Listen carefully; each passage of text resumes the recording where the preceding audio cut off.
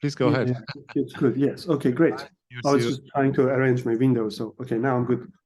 Okay, hello, everyone. I'm going to talk about open heterogeneous quorum systems. I did this work with my students, Xiao Li and Eric Chan. So we are all used to threshold-based quorum systems, right? So we're used to these 3f plus 1. Let's take f to be 1. And we have 4 nodes, and we assume that any one of these nodes can go Byzantine. We take quorums to have size 3. Any set of nodes that have size 3 will be a quorum.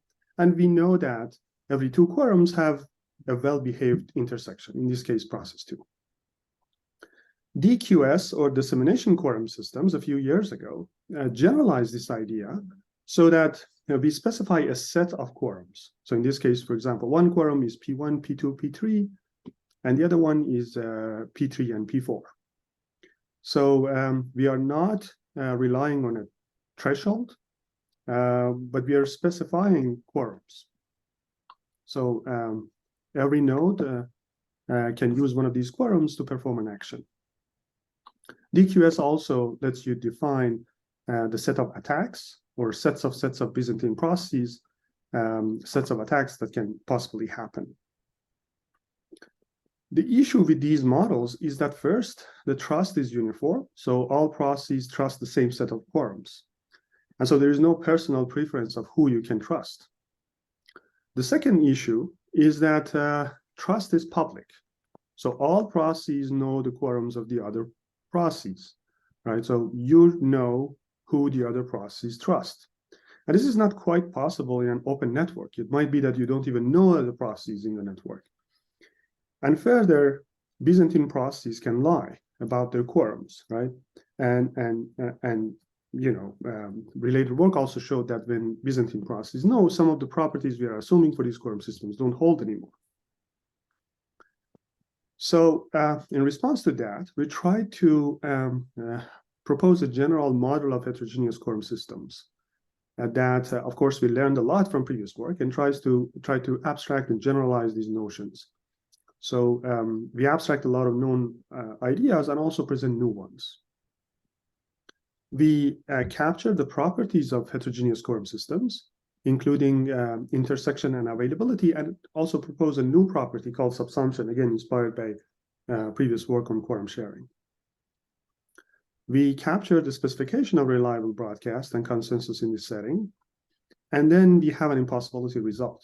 We show that just the quorum intersection and availability as we know it is insufficient to solve reliable broadcast or consensus. So after this impossibility result, we have some possibility results. We show that if you add this new property, quorum subsumption, into the mix, so that now you have 3 properties, quorum intersection, quorum availability, and subsumption, then you can actually solve reliable broadcast and consensus problems. And for each one of them, we present protocols. At the end of my talk, I want to talk about our ongoing work on reconfiguration of these systems. So now we want to let these systems change, and at the same time, we want to be able to keep the properties of these systems. And there I also show some optimizations and trade-offs for what can be done. I show that certain reconfigurations face trade-offs for the properties that they can preserve. Okay. So, so the way we model heterogeneous quorum systems is that we say that a quorum system Q is a mapping from processes to their quorum systems. So for each process P, we let that process specify its own quorums Q of P. And here's an example. We are looking at a system with 5 processes. Now 4 of them are well-behaved, 1, 3, 4, 5, and process 2 is a Byzantine process. And I'm showing their quorums on the right-hand side. Formally, you define the quorums as a map, again, from processes to the sets of quorums for that process. On the right-hand side, I'm showing that in a picture, and I'm separating the quorums of one process from the other. For example, 1, 2, 3 is a quorum for 1. and 1, 4 is another quorum for 1. Now I go ahead and try to capture these properties for this system, these known properties. So the first property is intersection. We know that it's essential for safety. For any pair of well-behaved processes, for any pair of quorums of those processes, we want their intersection to have an intersection with the well-behaved process. We want at least one well-behaved process to be in the intersection. And in our running example, if you look at these two quorums, one quorum from process 1, the quorum 1 and 4, and the other quorum 3 and 4 for process 3, there is an intersection. The well-behaved process 4 is in the intersection. And the same holds for these two quorums, 1 and 3 for process 3, and 3 and 4 for process 4. Process 3, which is a well-behaved process, is in the intersection. The next property that I've defined is quorum availability, which we call weak quorum availability, because we're going to later define a stronger notion. And weak availability requires that for each process, there is at least a quorum that's completely inside the well-behaved set of processes. Right? Why do we call this availability? Because if there is a quorum like that, then that process can communicate with that quorum and perform its operations. It can be alive. So here, process 1 has weak quorum availability because it has this quorum 1 and 4 that's completely well-behaved. The same holds for process 3 and process 4. So we say that this quorum system is weakly available for processes 1, 3, and 4. But let me add this, that for process 5, we don't have weak availability. So you see that the Byzantine process 2 is there, and that's the only quorum that process 5 has, so it doesn't have weak quorum availability. A notion that I'm going to use later is the blocking set. And I quickly define it here. So imagine you have a process P, and that process has a few quorums, Q1, Q2, and Q3. If you have a set that intersects with every one of these quorums, we say that that set, capital P, is blocking the process P, right? Because imagine that all the processes in this set capital P go silent and don't respond to P. Then P cannot take any actions because it doesn't have a complete quorum then. Again, in our running example, here, just the singleton set 2 is blocking process 5, right? So process 5 has only one quorum, and that's blocked by process 2. And that's actually a Byzantine process, so it can actually block process 5. On the other hand, process 2 alone cannot block process 1, because yes, it can block one of its quorums, but the other quorum 1 and 4 doesn't have any intersection with 2. If we extend this set to 2 and 4, then these two together can block process 1. Okay, so now that we have the model, let's talk about the abstractions that we are interested in this model. The first one is reliable broadcast. And in the Byzantine setting, we're used to broad-chop broadcast, right? The interesting fact is that the broad-chop broadcast doesn't work out of the box in this model. So we have a sender. What do we do in broad-chop? We send a bcast to everyone. Then correct processes or well-behaved processes send an echo message to everyone else. If we receive 2f plus 1 echo messages at a well-behaved process, then in response, we send a ready message. We also have this important amplification in broad-chop that says that if you receive f plus 1 ready messages, you also go ahead and amplify that ready message, right? Which is very important for termination. So we have that amplification. And finally, if you receive 2f plus 1 ready messages, you go ahead and deliver the message. So that's what broad-chop does. So now I'm going to show you how this can work in HQS. We have to generalize these notions of quorums here. It might be easy for the two at the bottom, 2f plus 1 and 2f plus 1 that I'm highlighting. Those you could say, well, we replace them with quorums, right? So if we hear from if we hear a quorum of echo messages, we send a ready message. And if we hear a quorum of ready messages, we deliver the message. And for f+1, we translate that to blocking set. So if I hear from one of my blocking sets, if I hear ready messages from one of my blocking sets, then I go ahead and send a ready message. And this is what previous work like Stellar federated voting did too. Okay, so now let's look at Bracha with this example and see why it doesn't work. So we are looking at an HQS. Process 1 has the quorum 134, and process 3 has quorum 123, and process 4 has quorum 234. The sender, and the Byzantine process is process 2. So the sender sends this message M1 with a bcast to everyone. And then in the response, the correct processes are going to echo it. Right? That's what Bracha does. In this execution, the Byzantine process P2 stays silent. Process P1 has received the message M1 from one of its quorums, the only quorum it has, 134. So it goes ahead and broadcasts a ready message to everyone. But other processes, in particular process P3 and P4, the other well-behaved processes, have not received echo from a quorum. Right? 2 is missing there. So they don't do anything. They're still waiting. At this point, the Byzantine process sends a ready message for another process, for a fake message. For another message, for a fake message, M2 to everyone. So at this point, process P3 and P4 go ahead and send the ready message because process P2 is a blocking set for them. Right? We said that for amplification, what we do is that if we receive ready messages from a blocking set, we go ahead and amplify that ready message. So we send the ready message M2 to everyone. What happens here is that as a result of that, process P4 receives a quorum of M2 messages now, right? It received M2 from P2, P3, and P4. So that's enough to deliver message M2. And that wasn't the message that the well-behaved sender M1 sent. The other trouble is that processes like P1 are going to be blocked forever. They never received a quorum of ready messages for M1 or M2. So they're gonna be blocked forever. So as you see, Bracha by itself doesn't work. In fact, we proved a more general result here. We proved that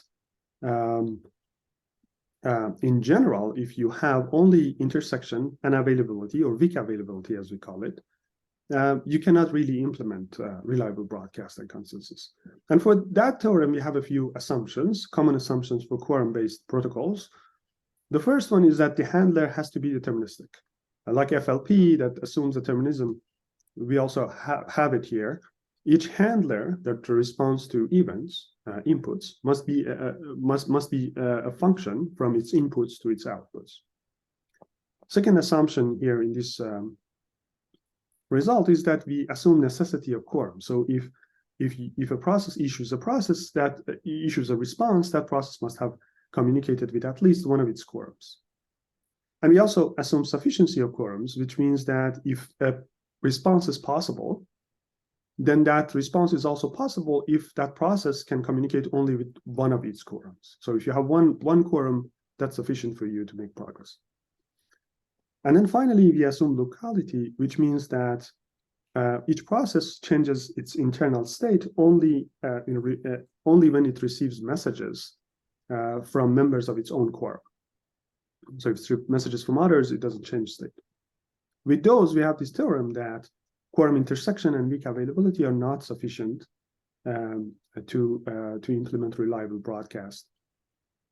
So that you have liveness properties like validity and totality for weakly available processes, and also safety or consistency of the system. The proof is based on indistinguishability arguments. It's pretty long. I invite you to read the paper that was just presented at this year. But so the question is now, what was the problem? Right? Why didn't the Bracha protocol work, and how can we fix it? Well, the main problem was this, that when we sent echo messages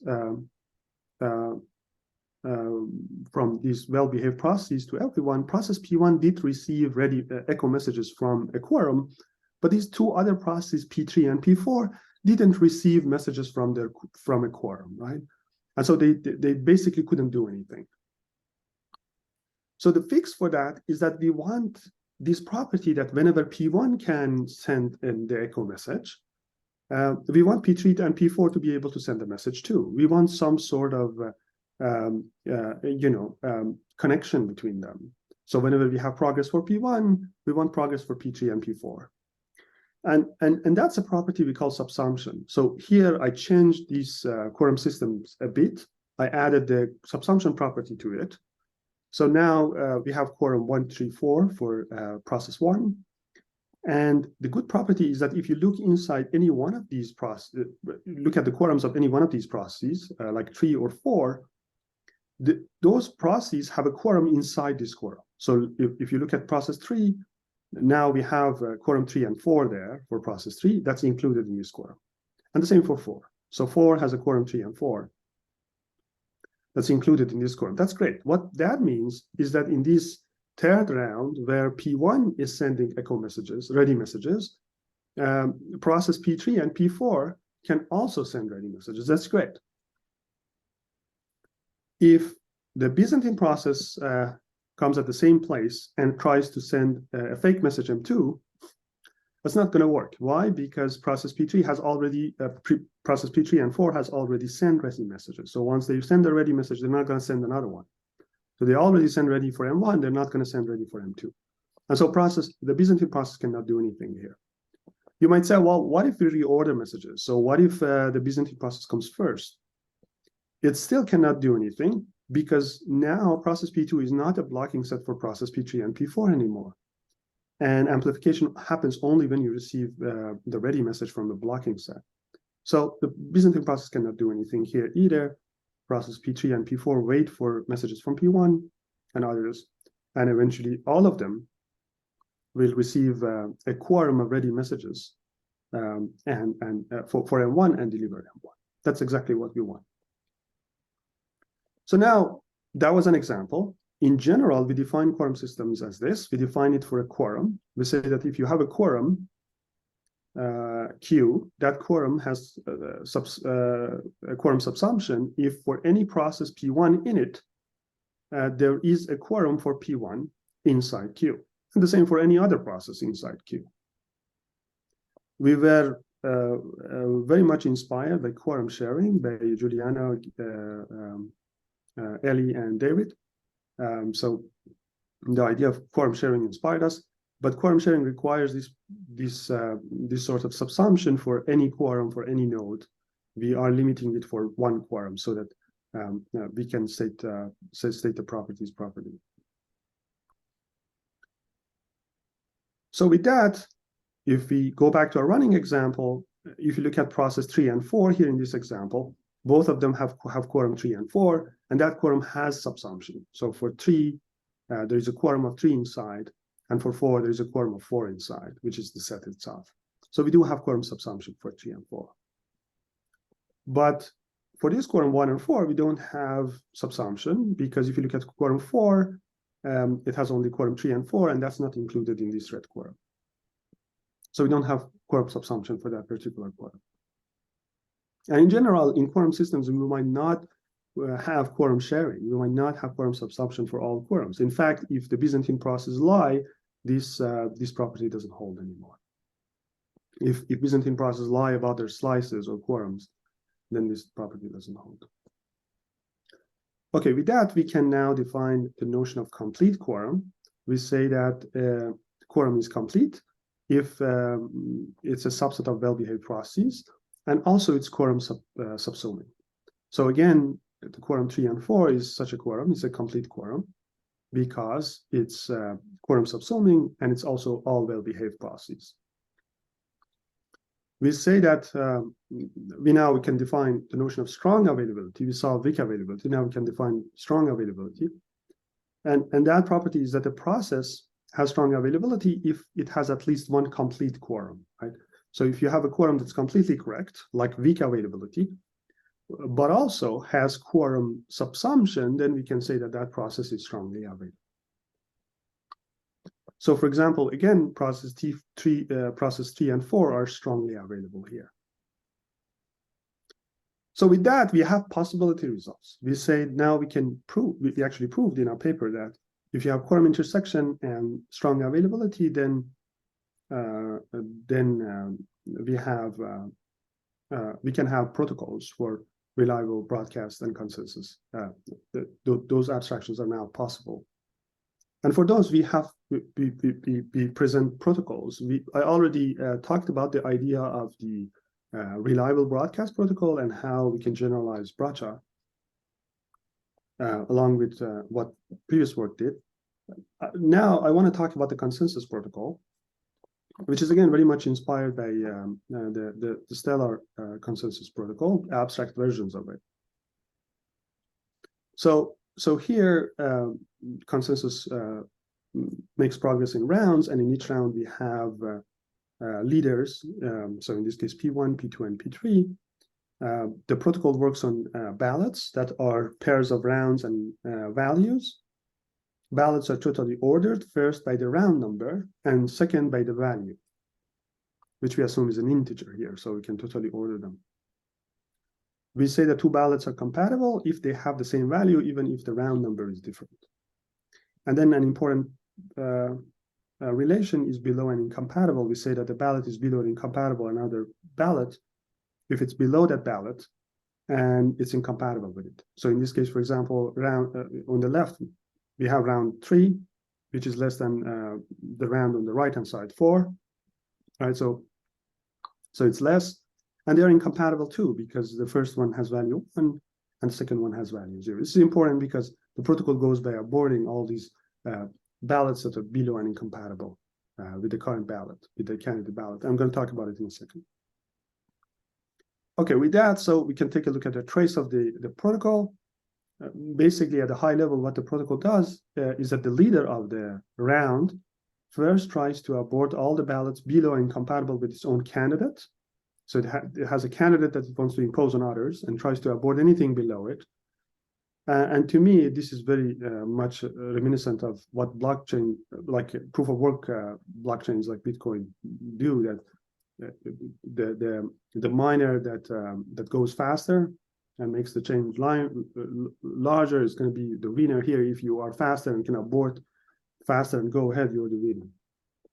So I think there is similarity here to be studied. But once the leader manages to abort all these previous ballots, then it goes ahead and tries to commit the candidate.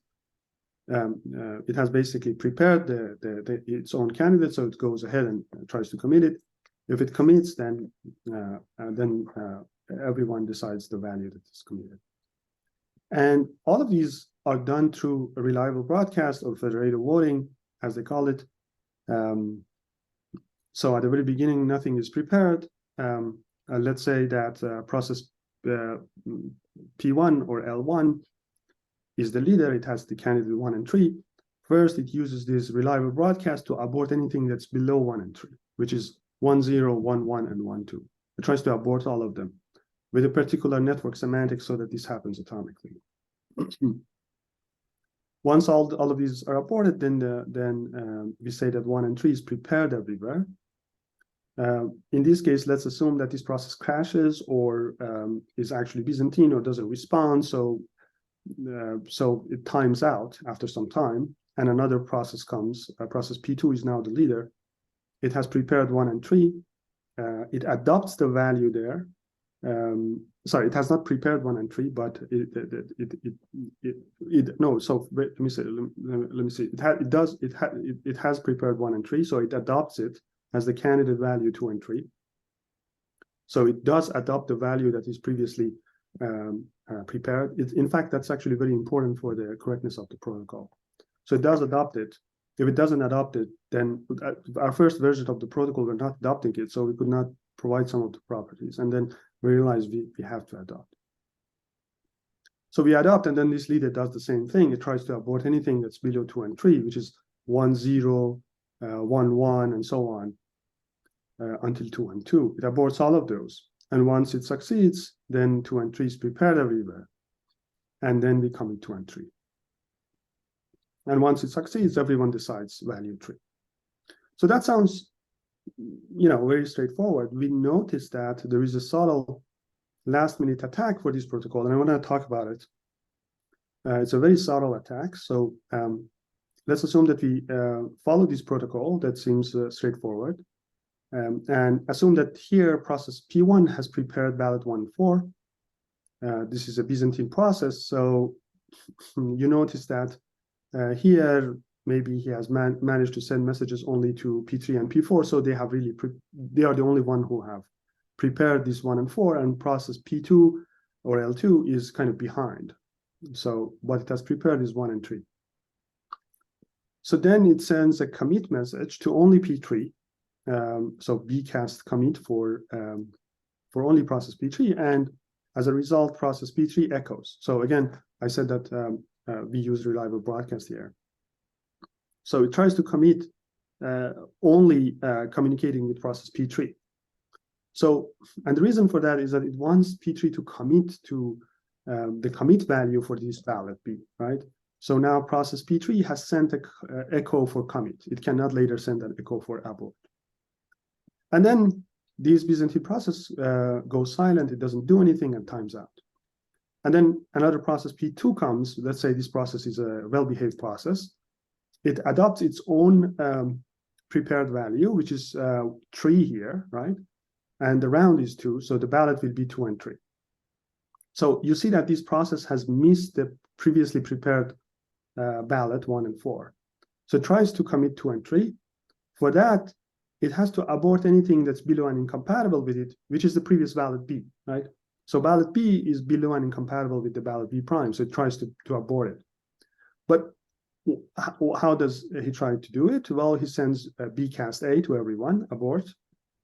What happens is that the only processes that respond here are going to be itself and process P4. And as I mentioned, P3 cannot respond because it has already echoed C. It cannot echo A here. So that means that process P2, the leader of this round, does not get enough echo and ready messages to be able to make progress. And at some point, that's going to time out. So now if the Byzantine leader comes back to become the leader of round 3, what it can do now is that it can go ahead and send those abort messages to process P2 and P4 and try to abort ballot B, right? So it sends echo for abort there, and then help these processes to eventually abort these ballot B, right? So the ballot B that it had partially committed, now it can abort it, and so that's gone, and now it can start actually a new ballot, let's say B2, and does exactly the same thing, try to partially commit it and then stall. And then the next leader comes and it cannot do anything. So this Byzantine process can actually delay progress forever. So the solution to that problem is that we say that, well, after GST, we know that message is eventually going to be delivered. So we can have a delta where leaders, once they realize they're leaders, they have to wait for that delta. And the purpose of this waiting is to make sure that they do get prepared with the value that others have been prepared for. So the problem here was that process P2, the new leader, was not prepared for 1 and 4. If we wait enough, it will eventually be prepared for 1 and 4. And now the good thing is that because it's going to adopt that value, the new ballot is going to be 2 and 4.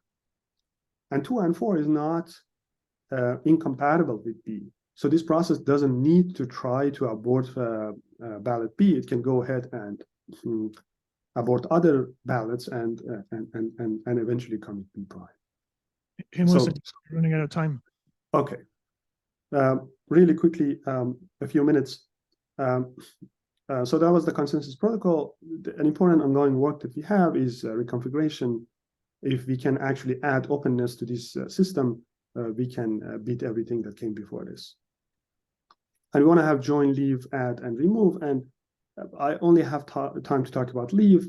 We assume that the quorum system has some good properties for a set of well-behaved processes O that we call out live. We assume that there is quorum intersection at O. We are assuming there is quorum inclusion, which is very similar to quorum subsumption, a weekend notion, a little bit weekend notion of that. And then also availability inside O. And availability inside O is that each process has a quorum inside O. So if you have a quorum system like this, we can do reconfiguration as I'm going to describe. And one lemma that I'm going to use is this, that if you have a process P with its quorum, and it is available inside a capital P set of processes, and there is a blocking set for that process P, then that blocking set certainly intersects with that capital P process, right? So the blocking set will have intersection with the set that you're available inside. So I'm going to use this property. So I only have time to give you the intuition. We have leaf protocol. It's a very interesting protocol. It's a very interesting protocol. Running out of time here. It would be great if you could wrap up quicker. I will. I need 2 minutes to give you just this intuition, and that's actually the end of my presentation. But I think it's a very important, very interesting protocol, because it can locally decide whether a process can leave or not. So imagine you have two processes P1 and P2, and we have two quorums Q1 and Q2. And imagine that there is a process P star in this set O, in a well-behaved process, set of processes O, subset of process O, that's keeping the intersection here. And imagine this P star comes and says, I want to leave. So should we let it leave or not? What sort of checks should we have? So the first property that I use is inclusion, that I say, okay, if P star is inside Q1, then P star must have a quorum Q1 star inside Q1. And the same for Q2. There must be a quorum Q2 star. So now, imagine a process P prime in this intersection has already left. And these messages are propagated using a total order broadcast, so P star knows about it. So P star knows that P prime is in the tomb set. It has already left. Now comes the condition that everyone checks.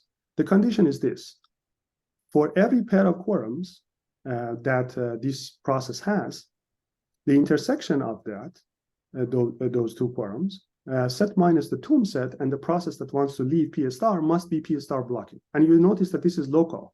It has to be blocking for P star itself. It can be locally checked. And if this process P star sends its quorums to others when it wants to leave, others can check this locally too. So for our Q1 star and Q2 star, it becomes this, that intersection of them set minus P prime and P star is P star blocking. And the lemma that I just presented in the previous slide helps us. We do have that Q is available inside O.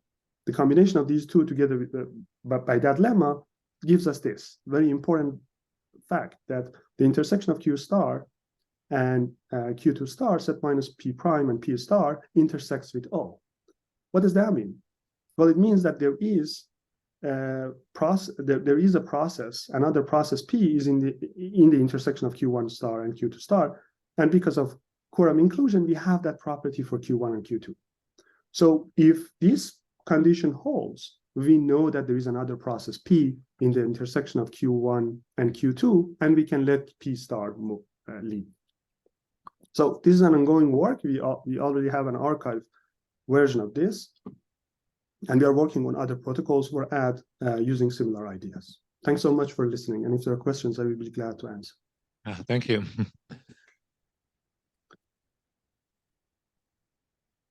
In the interest of the people in the room, I think we could have at most a quick question if there is one.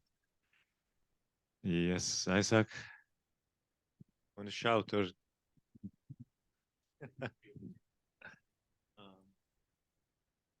So you defined your system in terms of well-behaved nodes and not well-behaved nodes, but I'm wondering if we could generalize this a little bit and have a definition of live nodes and a definition of safe nodes, and if that would help anything. Yes. So for example, a crash node would be safe but not live, whereas a Byzantine node is presumably neither safe nor live. Yes, we didn't make that distinction.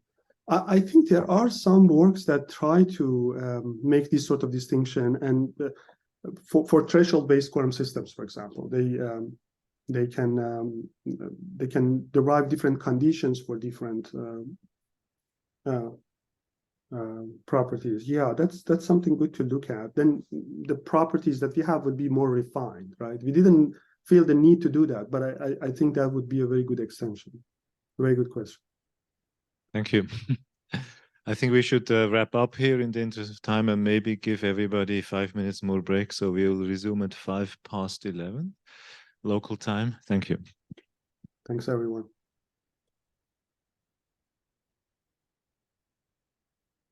And we should have coffee in the next room here.